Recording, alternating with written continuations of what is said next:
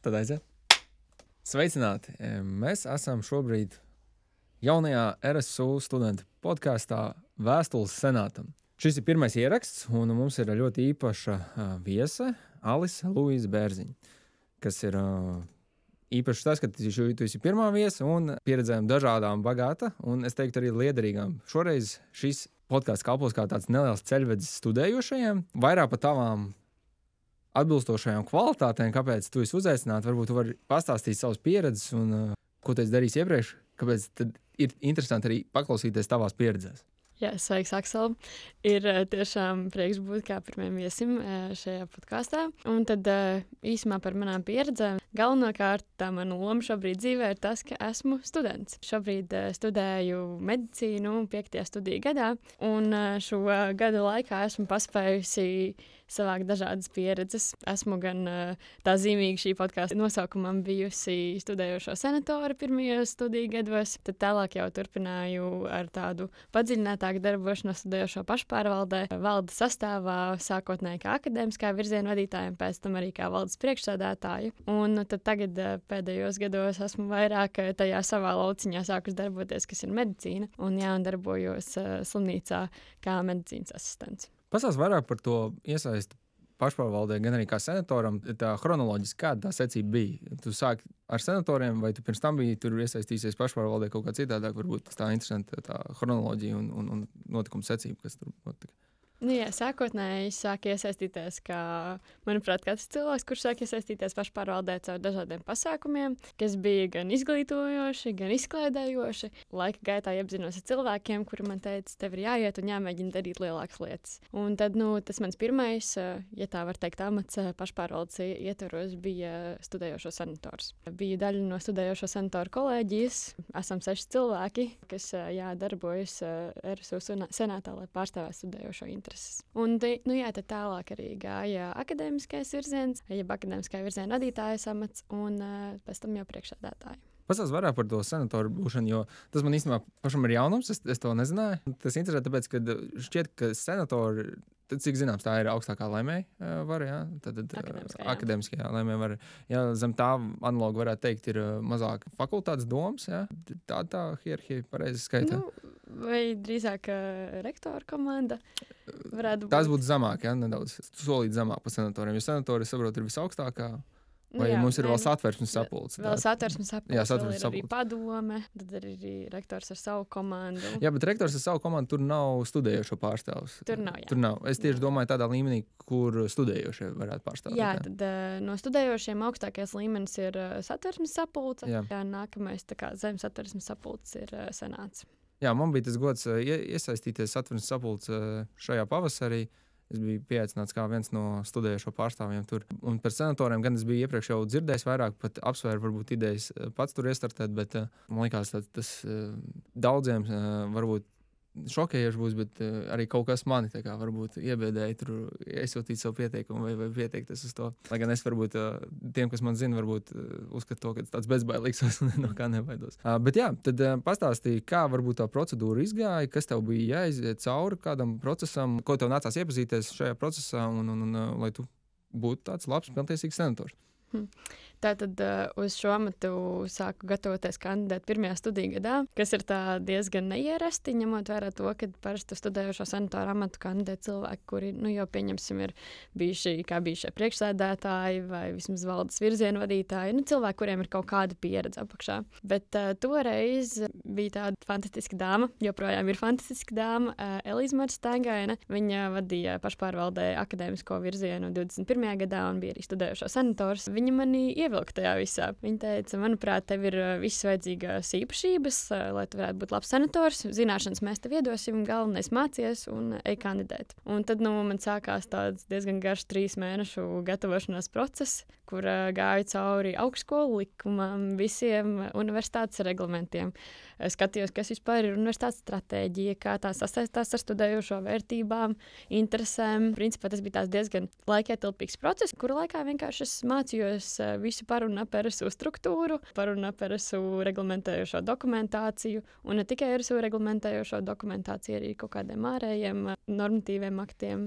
Un tā, jā, tas bija 2022. Gada, ja nemaldos, marts, kad mani ievēlēja par studējošo senatoru. Tātad tas bija jau tā kā 2. semestrī tavā 1. gadā. Jā, cik es esmu vienkārši dzirdējis, citi kolēģi varbūt ir tieši izvēlējušies vēlāk iet par to senatoru, ka viņi jau ir apberzējušies tajā studentu pašpārvaldes pieredzēs kaut kā citādāk. Tāpēc tas man ļoti intriģēja dzirdēt šos stāstus. Kā es esmu te pierakstījis arī savu piezīmē, tie ir tikai pāris, kas saistoši studentiem tādi Latvijas Republikā likumi. Tad mums ir izglītības likums par augstskolām, ministru kabineta noteikumi par stipendijām un studējošo kreditēšanas kārtību. Droši vien, kā tas minēja, tev nācās lasīt daudz un dažādus šos dokumentus. Turpmāk tu tad iesaistījies akademiskajā virzienā pareizi, un tad vēlāk arī par priekšsēdētāju kļuvu. Šķiet, ka tā senatora pieredze, kas bija diezgan liela, tad tev palīdzēja sagatavoties tā pilnvērtīgi, bez problēmām, iekandidatēt arī tajās nākamajos 2 amatos. Kā tās pieredze tev aizgāja? Jā, gatavoties uz nākamajiem amatiem pavisam noteikti bija vieglāk. Jo bija jau tāds pamats. Vienmēr man arī studijās šķiet, ka, ja ir tāds labs, pieņemsim, teorētiskais pamats, tad ir vieglāk likt uz priekšu kādas praktiskās zināšanas un tad tā kā apaudzēt to zināšanu māju ar vēl lietām. Un tāpat arī gatavojoties šiem amatiem un kandidatūrām. Ja ir jau kaut kāda zināšanu bāze vai arī pieredze, tad ir pavisam noteikti daudz vieglāk mācīties kaut kādas lietas. Varbūt pat es zinu, ka citreiz cilvēkiem liekas, tur ir jāmācās no galvas tie dokumenti vispārējais. Tā pilnīgi noteikti nav. Galvenais saprast, kur meklēt vajadzīgo informāciju brīdī, kad tas ir nepieciešams. Un tad, manuprāt, tas vispār mehānisms, ka tu iemācies meklēt vajadzīgo informāciju un to atrast, tas ir svarīgākais. Kā notiek tie brīži būtībā? Tev notiek kāda, piemēram, situācija, tu zemapziņā esi kaut kur jau izlasījis to dokumentu, atceries, ka tur ir aptuveni tas pāns, noteikums vai punkts, kur ir tas saistošais apraksts, teiksim, vai kā rīkoties tajā situācijā, vai kādas sekas par to iestājās, vai kas tam līdzīgs, vai kādas atbildības jānes. Kā tev tas mācīšanās process notika? Kā tu darbojies ar to, ka tev zemapziņā ir visi izlasīti šie tie likumi un noteikumi, bet, protams, pēc būtības bieži vien viņi ir tā kā jāsaprot. Tad kā tev tas process notika un kā tu atcerējies, kur to informāciju meklēt? Es brīdī, kad es mēģināju lasīt tos dokumentus, es mēģināju arī iztēloties, pieņemsim, kādā situācijā šo varētu pielietot un kas varētu būt tās potenciālās problēmas situācijas, pieņemsim, kāpēc vispār šāds punkts ir izveidots.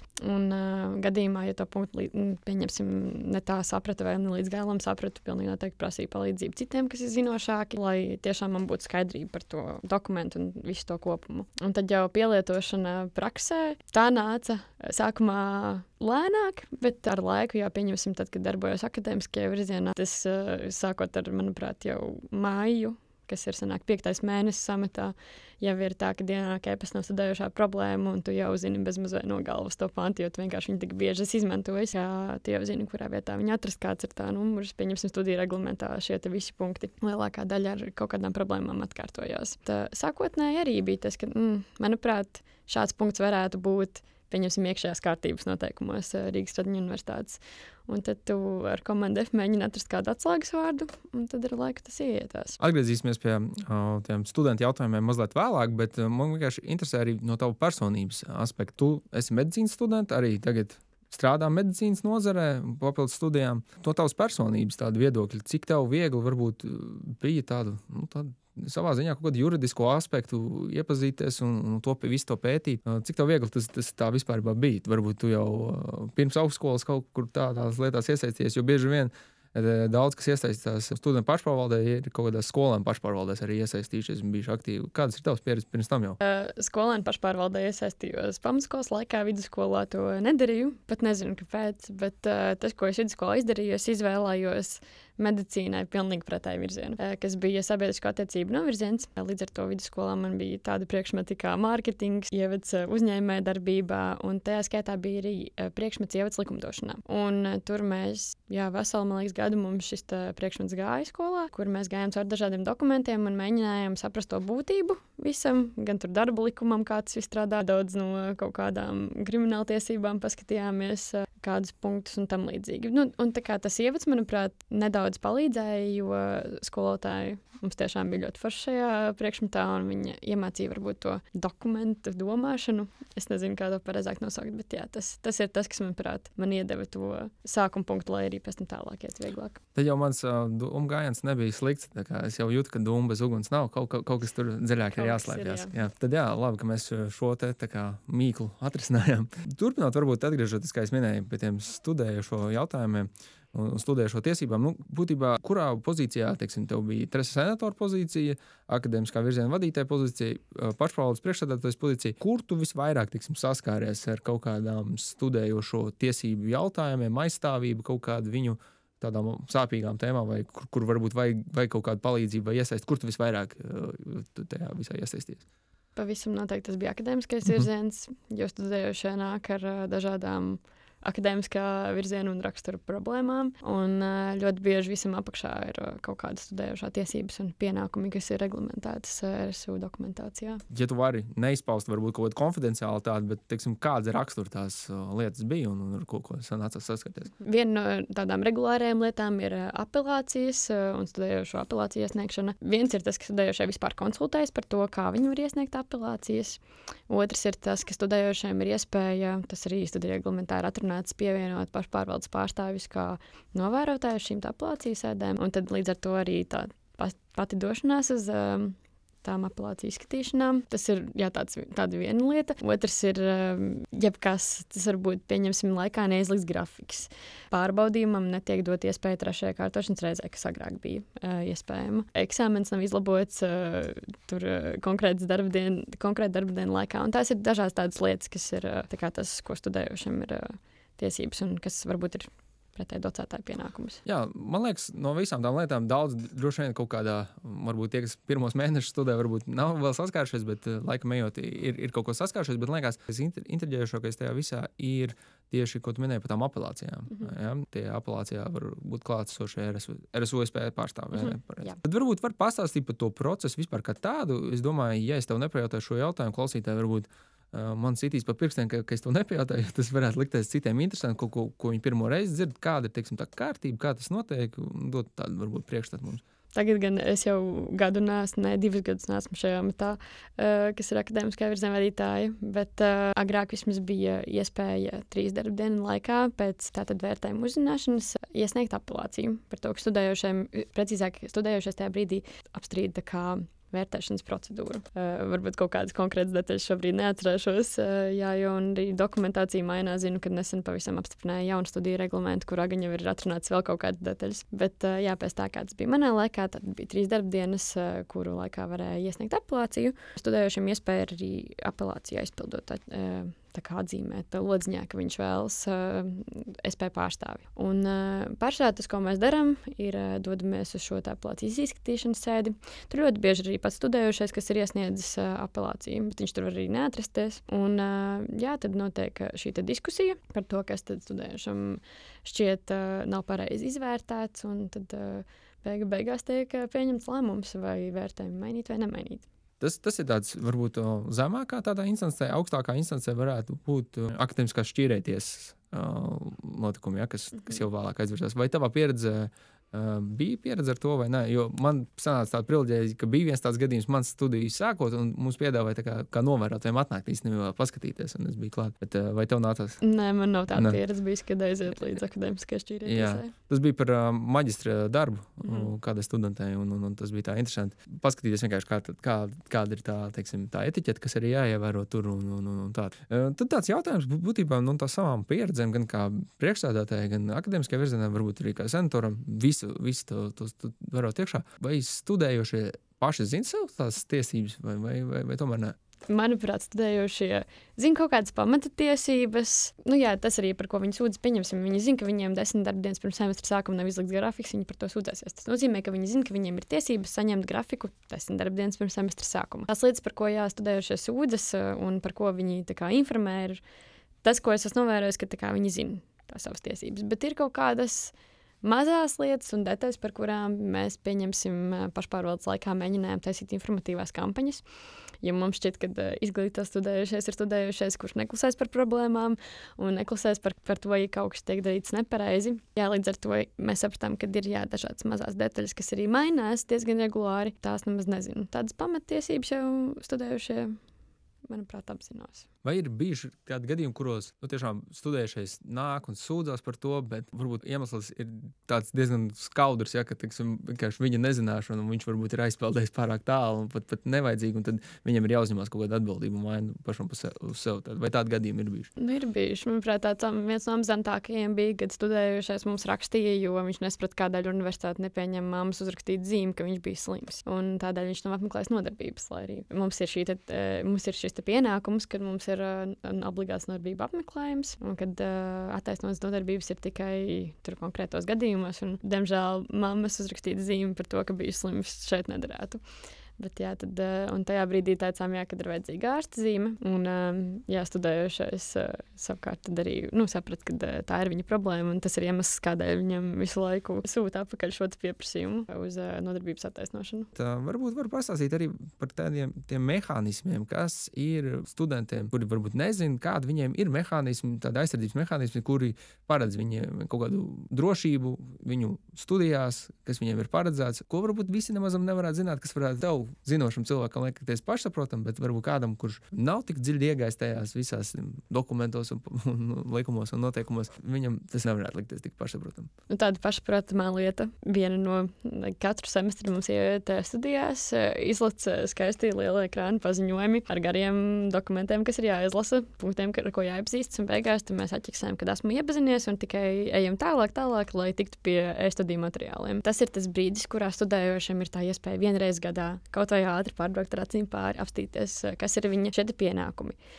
Piemēram, par to, kāda ir jāapmeklē lekcijas, vai tās ir obligātas, vai video lekcijas ir kaut kāds daļa no apmeklējuma un tam līdzīgi. Saprast to pašu par nodarbībām, par vērtēšanas kritērijiem, par to, kādi procenti ir vajadzīgi, lai nokārtotu studiju kursu. Tās ir tās mazās detaļas, kuras mums ir vajadzīgas, lai mēs turpinātu uz priekšu virzīties un iegūtu to savu kāroto izglītību un diplomu. Vēlams bez kaut kādiem starpgadījumiem ceļā. Jā, tādēļ tiešām tajā reizē, manuprāt, vienā, kad semestrī atnāk tie iepazīšanās lodziņi, ir tiešām jāvelta un tās pašas 5 minūtes, lai kaut vai pa diagonāli, kā saka, izlasītu cauri, iepazītos ar to, kas tur ir rakstīts. Jo beigās mēs esam atzīmējuši, ka mēs esam ar to iepazinušies. Ja mēs ar kaut ko iepazīstamies un atzīmējam to elektroniski sistēmā, tad vismaz nedaudz to vajadzētu izdarīt. Minēja arī to, ka tu šobrīd esi medicīnā iekšā strādāt, medicīnas nozarē, ar ko tur vajadzēja iepazīties jaunu. Kas bija tas jaunais, kas nāca varbūt klāt, varbūt kaut ko jau tu zināji, jo tam bija sagatavojusies, bet kas bija varbūt citādāks no tā, ko tu pieredzēji līdz šim, un tās jaunās lietas, ko vajadzēja apgūt, tiksim, varbūt no tādām savām tiesībām, ko drīkst un ko saskaries, un jebkas, kas varbūt bija jauns ar iesākot darbu medicīnā. Tagad pavisam nesen, labi, jau būs, man liekas, gandrīz gads. Tātad ir profesija medicīnas asistents, kas ir slimnīcās profesija, kur var strādāt studējušie gan no māsu programmām, gan no medicīnas studijām. Tātad profesijā, kas ir pēc trešā, es zinu par medicīnas studentiem, ka tas pēc trešā studiju gada, ka mēs esam izgājuši māsu praksi. Praktizējušā praksa, kur mācāmies likt katetrus, sistēmas un tādas lietas. Jā, iepriekš nebija tāda lieta, kad medicīnas asistents lika ārstniecības personu, ja palīga personu reģistrā, bet tagad to dara. Un, lai dabūtu to ielietošanu reģistrā, ir arī jāaiziet cauri pacientu datu drošības kursiem, kas ir tāds jaunums šobrīd. Jo tur ir jāiesniedz, protams, izziņa no tā, ka tu esi studējošais, aizpildītas veidlapas, vieta, kurā tu strādā, jānorāda. Un tad vēl daļa ir šie kursi, kuros īstenībā bija diezgan interesanti paklausīties par to, kā vispār, kāpēc pacientu dati ir kaut kas īpašs un kāpēc mums par to būtu vairāk jāzina. Tas sākās jau no 3. kursa, pēc 3. kursa sākot tā iespēja tāda rodās, jā? Jā, tad, kad ir pabeigta, šī vasarā ir tātad, māsu prakses slimnīcās un pēc tās veiksmīgas pabeigšanas var iet darboties kā medicīnas asistents. Bet sākumā jātiek tajā reģistrā. Kas man likās interesanti, vienkārši tas, ka ir tā, ka, cik es saprotu, ka pēc 6. kursa beidzot studijas, tad iegūsti tā kā apliecinājumu, ārsta grādu, un tad tu arī nokļūsti tajā ārstniecības personāla tajā reģistrā, pareizi, Tad būtībā tas ir kaut kas vienkārši es par tiem medicīnu tik labi nezinu, tas ir kaut kāds tā kā no tavas stāstītājs saprotu, ka tas tā kā jaunums, kad arī nebeidzot to 6. jau 4. būtībā kursā var iekļūt tajā reģistrā. Jā, bet tas ir nevis ārstniecības personu reģistrs, man liekas, ka viņš saucas precīzi kā ārstniecības palīga personu reģistrs, kaut kas uz to pusi. Un pastāst varbūt, ko tās cilvēks var tādā gadījumā darīt. Ja, piemēram, praktiska tāda iezīme. Nu, teiksim, mums ir vajadzīgs cilvēks, sporta nometne bērniem ir, mums vajadzīgs cilvēks, kas varētu pirms nometnes pārbaudīt bērnu veselību, atbilstību, ka viņi var piedalīties, piemēram, nometnē. Vai šāds te cilvēks var to darīt? Nē. Nevarēs, jā, man liekas, tur ir vajadzīgs višķi jau kompetentāks speciālists. Jo tas, ko dara medicīnas asistenti, pārsvarā ir tas, ko dara mediķi trešā gada praksē, kas ir vairāk kā māsu manipulācijas un māsu aprūpe. Proti intravenozo zāļu ievadīšana, ne tikai intravenozo, arī intramuskulāro, subkutāno un tam līdzīgi. Pacientu sagatavošana operācijām, piemēram, tā kā, kad mēs izjautājam, vai viņi ir ēduši, dzēruši un visi jautājumi, medikamentu došana pēc ārsta norādītajām ordinācijām, un šādi māsu darbi. Vai tad varētu iezīmēt to kopīgo un to atšķirīgo būtībā, kas ir studējošajam, kurš strādā šajā slimnīcā, kādas viņa, teiksim, ir pat atbildības un kaut kādas sekas, ko viņš atbild no tādas tiesiska aspekta, un kas jau būtu tā kā, teiksim, jau pabeigušam, jau esošam, varbūt rezidentam, varbūt jau ārstam, kā jau beigušam rezidentūru, varbūt ir jau cita stadija. Varētu varbūt iezīmēt tās iezīmes, ar ko viņiem tās atbildības atšķirās. Es varu izveidot tādu ļoti vienkārši piemēru. Tātad mums ir pacients, un viņam ir kaut kāda saslimšana. Un, lai pacients mēs dabūtu no šīs saslimšanas brīvu, lai viņš izsļotos, ir sākumā šī ārsta vizīte, jeb apskate, kurā ārsts saprot, kas pacientam ir noticis. Ārsts ir tas, kurš uzstāda diagnozi, viņš ir tas, kurš izdomā terapiju. Ja vajag kāds izmeklējums, nosūta pacientu uz izmeklējumiem. Savukārt medicīnas asistents ir tas, kurš darīs tātad šos te jau ārsta izveidotos norādījumus un veiks to ārstēšanas procesu, proti ievadīs zāles, tās kādas ādas problēmas, tad veiks arī lokālu medikamentu uzklāšanu, jebko. Un to, ko norādīs ārsts. Ārsts ir tas, kas ir tās galvenās smadzenes, un tad medicīnas asistents ir tas, kurš darbojas. Kā tev pašai šķiet, es esmu dzirdējis pāris medicīnas studentus, ka viņi redz to pievienoto vērtību tajā procesā mācīties medicīnu, ja? Bet viņi jau medicīnas studiju laikā saprot, ka varbūt medicīnas nozare gluži nebūs tas, bet viņi redz to pievienoto vērtību, teiksim, kaut vai pašdisciplināri attīstīt sevi medicīnas nozarē, ņemot vērā tavas pieredzes arī, teiksim, likumiem, no noteikumiem un dokumentiem, jā, kā tu minēji. Tad vai tu arī varbūt kaut kā skaties iespēju tā kā savu karjeru pilnībā nevirzīt tajā medicīnas nozare, bet varbūt tu redzi iespēju apvienot ar kaut kādu citu nozari sev nākotnē? Nē, esmu īstenībā par to domājis. Es visu laiku esmu gājis ar tādu diezgan konkrētu skatienu uz medicīnu un konkrētām specialitātēm. Un nākotnē arī tas, ar ko es vēlos darboties. Kā vēlos darboties tiešām ir kā ārstam. To savējo otru pusi es apmierinu dažādiem hobijiem. Pieņemsim arī iemesls, kādēļ es iesaistījos pašpārvaldē, ir tas, ka man patīk arī kaut kas ārpus studijām kaut kādā veidā izaicināt sevi, vai tā ir pasākuma organizēšana, vai tie ir tie paši kaut kādi valdes amati. Jā, es vairāk hobiju līmenī mēģinu sevi daudzpusīgāku padarīt. Kas būtu vienkārši man ļoti interesanti likās tas tavs stāsts vidusskolā, kad tu teici, ka tu bišķi novirzies no tā medicīnas tā virzienā. Kas tev tomēr tajā medicīnā ievilka iekšā? Kas ir tas interesantais, kas tev saistīja? Jā, pēc 9. klases bija tas brīdis, ka bija jānonāk. Es nonācu lēmumu priekšā par to, ka man bija jāizvēlas, kādu virzienu tad es ņemšu. Tajā laikā mani ļoti uzrunāja pati par sevi šī sabiedrisko attiecību programma. Tā man, cik 16-gadīgā jālis tajā brīdī nepadomāju, ka varbūt tomēr vajag, lai ir tā bioloģija, ķīmija un fizika kā priekšmeti, kas ir kā ikdienas priekšmeti, nevis kā apvienots priekšmets dabaszinības, kurš notiek labi reizi nedēļā, lai būtu vieta citiem priekšmetiem. Bet jā, es pieņēmu to izvēli par labu interesantākam vidusskolas laikam ar interesantāku programmu. Un jau pēc 10. klases sapratu, ka jā, man patīk tas, ko es mācos, bet es nekad dzīvē nevarēšu būt pilnlaika sabiedrisko attiecību speciālists vai darboties mārketinga nozarē vai tam līdzīgi. Es īstenībā, man personīgā pieredze bija tāda, kad man tieši otrādi, es aizgāju tā kā uz uzņēmējdarbību studēt, man bija nokārtot bioloģiju, un man jautāja, vai es pārsti negribēju iet. Man bija tā kā otrādi, man jau tā kā tas eksāmens bija, es biju kārtojis to eksāmenu, un tā, tāpēc tas tā interesanti. Varbūt tas arī īstenībā ir tāds labs aspekts, ko tā padomāt, kad tomēr, vai tu sastopies ar to, kad kaut kādas tādas tas tev bija būtībā papildus kaut kas bija jādara, jāplāno, lai tev tas automātiski tas eksāmens nebija, tev bija tā kā jāpiesakās pareizi. Jā. Tas nebija tā kā viens no automātiskiem, tāpēc, kad tajā novirziena klasē tu bija. Vai kaut kādas, tiksim, strādājot pašpārvaldē tieši ar studentiem, kaut kādi līdzīgi gadījumi, kuros studējošie liekas, ka viņiem tas ir pašsaprotam, bet nē, tur kaut kas varbūt nav tik ļoti pašsaprotam, viņiem vajadzēja tās izvēles citādāk izdarīt sākumā, un tad beigās viņiem kaut kas varbūt izmaksāja papildus, vai kaut kāda darba labošana bija papildus, vai kaut kas tam līdzīgs. Jebkas, kas iet zem tā, kas varbūt sākumā liekas pašsaprotam, bet īstenībā tur ir kaut kāds paslēpts kaut kāds mājiņgājiens. Par programmas izvēlēm tas būtu arī būtībā studentu tādām tiesībām, ja domājam, ka, piemēram, studējuši domāju, ka tavs pats tas piemērs, ja, kad māma vienmēr rakstīs zīmi, ja, teiksim, iedomājamies 7. klasē vai 5. klasē raksta zīmi, nu tad arī šeit būs tādas lietas pieļāmas augstskolā, bet tomēr nē. Un tad varbūt kaut kādi tādi piemēri, ja, kas studentiem nav tavā pieredzē likušās tādas pašsaprotams, viņi par to nav aizdomājušies, bet tomēr, beigās tad ir jāmeklē citu veidu, kā mammas zīme. Tādi, varbūt tāds līdzīgākais piemērs, šim bija studente, kura netika tātad medicīnas studijās, un viņa kā otro izvēli bija ielikusi mācības. Attiecīgi ar domu, ka viņa bija saklausījusies apkārt, bet nekur nebija apstiprinājuši šo faktu, ka pieņemsim mācoties mācenības un pēc tam noliekot eksāmenu un tiekot medicīnas studijās, ja pieņemsim to 3. gadā mācenībās, tu uzreiz tiks 3. gadā medicīnas studijās.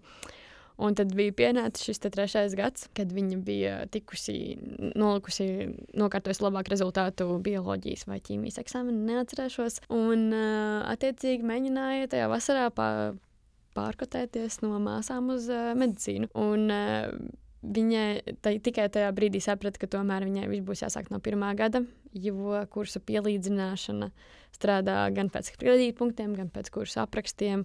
Pat ja mazinībās tu esi mācījies anatomiju, tad tā nav tāpat anatomija, kas ir medicīnas studijās. Un līdz ar to tas viss ir jādara no jauna. Un jā, tad šoreiz šeit varbūt nebija zaudēt līdzekļi, tik ļoti kā vairāk tie 3 gadi. Jā, un laiks. Jā, tas īstenībā arī ir labs piemērs, ka tā kā liekas pašsaprotam vai viegli tāds transferējums lietas, jā, un ja nemaldos, bet būtībā tagad arī bieži vien sadala, teiksim, sociālais bloks un veselības bloks, un tāpat tā liekas tas pats veselības bloks un tā. Jā, vai tavā pieredze bija kaut kādi tādi gadījumi, kuros, teiksim, vajadzēja varbūt iesaistīties arī studentu aizstāvniecību, tādos varbūt lielākos mērogos, teiksim, kaut kādām grupām kaut kādas netaisnības bija notikušas, un tev vajadzēja varbūt ar rektoru kaut kā iesaistīties kaut kādās sarunās un teikt, ka uzlikt kulaku uz galda, tā nedrīkst. Ja ir problēmas grupu ietvaros, tad mēs varbūt nemēģinām uzreiz iet pie rektora un likt kulaku uz galda, bet mēs pilnīgi noteikti mēģinām sākt runāt ar kursa vadītāju par kaut kādām lielākām problēmām, vai tie, pieņemsim, ir darbi, kas nav izlaboti jau vairākas nedēļas, un studējušie gaida semestra beigās nepacietīgi to eksāmenu gala vērtējumu. Un tad, jā, šādās situācijās mēs mēģinām, pašpārvalde mēģina iet tā hierarhiski uz augšu, proti sākot ar varbūt pašu docētāju, pēc tam ar to kursa vadītāju, tad jau varbūt katedras vadītāju, tad dekānu vai prodekānu, un tad jau attiecīgi, ja visi šie soļi nestrādā, tad un nekas neatliek, tad mēs tikai ejam pie rektora, prorektoriem. Protams, jā, es tādu lielo ultimātu, tā kā bezmazliet tā kā iedevu aizies pašu augstākā. Tavā pieredzē, kas varbūt bija tādi gadījumi, kuros neizdevās varbūt rast kaut kādas risinājumus, un varbūt tev liekas, varbūt liekas, tagad ir kaut kāds laiks pagājis, un tagad aizdomājies un iešaujās bingo, varbūt tā vajadzēja domāt, vai ka tādi gadījumi varbūt bija? Manuprāt, tādi gadījumi, kas nav bijuši atrisināti, tiešām ir tie, kuriem beigās mēs sapratām, ka vienkārši nav veidu, kā atrisināt. Ja mēs runājam par kaut kādām studentu interesēm, tieši pirms šī podkāsta filmēšanas runājām par šo te ēdināšanas pieejamību Kuldīgas ielas ēkā. Jā, tur vienkārši nesanāca resursi un loģistika tā, lai nodrošinātu to, ka šeit, pieņemsim, studējošie var dabūt siltas pusdienas. Līdz ar to tika meklēts alternatīvas un izveidot šī atpūtas telpa ar uzkodu automātiem un tādām lietām. Kas ir, teiksim, vēl varbūt kaut kādi alternatīvi, kādi tika rasti, piemēram, Man viena tāda situācija, kas nāk prātā, manā pieredzē, kā studējušo domniekam, bija īstenībā tāda varbūt arī negatīva tāda pieredze, kad nebija atbilstoši studiju aprakstam, tiksim, notikumu klāsts. Ja? Vai kaut kas tāds tev arī bija, un kā varbūt tādas lietas varbūt risinājās, kad, tiksim, likās, ka, hei, jo es teiktu tā, tur no vienas puses mēs varam paskatīties, vai tas atbilst, tiksim, no patērētāja aizsardzību tiesībām, ja? Kad studiju apraksts, tiksim, tā pievilina studentu. Preces apraksts. jā. Tas pievilina, bet beigās viņš nesaņem apsolīto. Ja? Vai kaut kādas tādas neatbilstības arī kaut kādas tavā pieredzē bija? Jā, protams. Dažādas. Un, ir novērojis tas, ka, pieņemsim, šis studiju kursa apraksts ir tāda savā ziņā birokrātija. Tad studiju kursa vadītājiem reizēm ir citas prioritātes, lai gan, manuprāt, studiju kursa apraksta izveidošana tāda diezgan svarīga lieta, jo studējušie tomēr tur iepazīstas ar to, kas potenciāli studējušie tajā brīdī vēl. Lai gan atkarīgs kāds kurs, ja tas ir obligāts vai brīvās izvēles kurs. Un, no tā, ja, manuprāt, brīvās izvēles kursiem nedaudz vairāk pacenšās tos kursa aprakstus izveidot tādas, lai visi nāk pie mums. Jā, tiem, kas ir obligātās daļas kursi, tur jau ir tas, kad studējušies var iepazīties ar to, kas tad viņam būs tajā kursā jādara. Ja tu domā par studējošo, kurš vispār vēl nav sācis studijas. Arī īstenībā par tādu, jo mans gadījums, kurā no manas pozīcijas bija studiju programma, kurai nebija atbilstoši tas apraksts, un to konstatēja būtībā studenti 3. kursā, kad nepiepildies tas, kas viņiem vajadzēja notikt 2. kursā, viņiem tika piedāvāts iespējams alternatīvas 3. kursā, un tas pats arī nepiepildies. Tātad tas, ko viņiem būtu labojuši, kas būtu bijis 2. kursā, viņiem vispārībā tātad viņi jau ir absolvējuši šobrīd tie studējošie, un tad, diemžēl, sanāk tā, ka bija tādas neatbilstības. Bet es to redzu, es varu no savas pozīcijas, kā studējušo pārstāvis domē, fakultātes, prasīt tādu atbildību no šiem kursa veidotājiem, ja? Nobalsot par vai pret par to aprakstu, jūtot, ka vai tās būs tādas, ambiciozas tādas lietas, ko reāli viņi varēs izpildīt vai nē. Tas ir tāds mehānisms, kā es varbūt var iestāties par viņu tām tiesībām. Varbūt tev ir kaut kāds līdzīgs piemērs vai kaut kāds ieteikums, kā studējošie varētu iestāties par vienu otru tiesībām vai par savām tiesībām. Vispār, kā iestāties par tiesībām, ir zināt, kādas ir tiesības. Tas ir tas, ko es vienmēr esmu atkārtojusi. Un tāpēc, studējošiem ir jābūt tādiem nedaudz ziņkārīgiem, jāsaprot, mums ir studiju kursa apraksts. Varbūt nedaudz vairāk painformēt, nevis painformēt, bet painteresēties par to, kāda tas studiju apraksts tiek veidots. Un, pieņemsim, kad viņš tiek apstiprināts un kādas ir tās reālās lietas, kas tur ir, vai arī, piemēram, ir ļoti liela daļa studējušo, kas nemaz nezinu, ka tā studiju kursa apraksts ir. Viņi vienkārši aiziet uz kursu, man izstāsta docētājs pirmajā nodarbībā, ko mēs te darīsim, kāda mums būs eksāmeni, pārbaudījumi un sākam mācīties. Bet brīdī, kad studējošie sāk lasīt tos kursa aprakstus, viņi saprot, te nemaz šis nesakrīt, tas nesakrīt tas, un tad viņi var informēt par to tālāk, vai tie ir domnieki vai akadēmiskais virziens pašpārvaldē. Tikai zinoši studējošie var informēt par kaut kādām lietām, kas neatbilst tam, kas ir rakstīts papīrā. Šeit es gribu pajautāt, šitam varbūt neloģiski jautājumi tev, lai gan mēs paliksim universitātes ietvaros. Ko tev nozīmē, studijas universitātē? Vai RSU vispār? Ko tev nozīmē RSU? RSU, mans alma mater. Bet tāda basic atbilde, bet studijas universitātē man nozīmē iespēju izglītoties un dabūt nepieciešamos resursus tam, lai es nākotnē varētu darboties profesijā, kas ir tā mana sapņu profesija, kurā es sevi redzu. Tā kā universitāte, jeb RSU, es uzskatu kā palīgrīgu tam, kas man palīdz. Es, protams, pati mācos, bet RSU ir tāds lielākais atbalsta plats, kurš man dod materiālus, zināšanas, telpas, pieredzi, lai nākotnē kļūtu par speciālistu. Man liekas, studijas, būtībā RSU, un kad esi students universitātē, tas nav tikai studijas, bet tas, protams, arī ir plašāk vēl, tas arī pašvārvaldes visādas tās iespējas dotos, un, kā minēja, resursi, ko tev dod, tās nav tikai lekcijas, tādā plikā tvērienā, tās nav lekcijas, kurās atsēdēt vai iegūt šīs zināšanas un tā. Bet tuvojoties varbūt noslēgumam, mūsu sarunai, tad varbūt tev būtu, kā mums saucās mūsu podcasts, vēstules senātam, varbūt tev ir tāda vēstule senātam vai vēstījums senātam, ko tu vēlētos paziņot, lai mūs varbūt sadzird un lai varbūt par studējušiem vairāk domā. Jā, par cik tad šī ir pirmā epizode, tad es ļaušos to pirmo vēstījumu senātam teikt tā, ka tiešām novēlu katram senatoram brīdī, kad tiek pieņemti lēmumi un ir tas mirklis pirms pārpret vai atturos podziņas nospiešanas, paskatīties uz to visu, kas tiek pieņemts no studējošā perspektīvas, iekāpt studējošā kurpēs un saprast, kā tas studējošajiem ietekmēs turpmāko ikdienu, vai tas to ietekmēs pozitīvi, vai tas to varbūt vispār nemainīs. Saprast, ka universitāte tomēr, es gribētu domāt, ka ir par studējošiem, un līdz ar to visu likumdošanu, kas mums ir universitātes ietvaros, mēs pieņemam skatījumā uz to, lai būtu labi studējošiem. Paldies ar šo skaisto nobeigumu. Arī teikšu tev paldies, ka ir pagodināja mūs, un tiksimies jau, kad mēs tiksimies. Jā, paldies.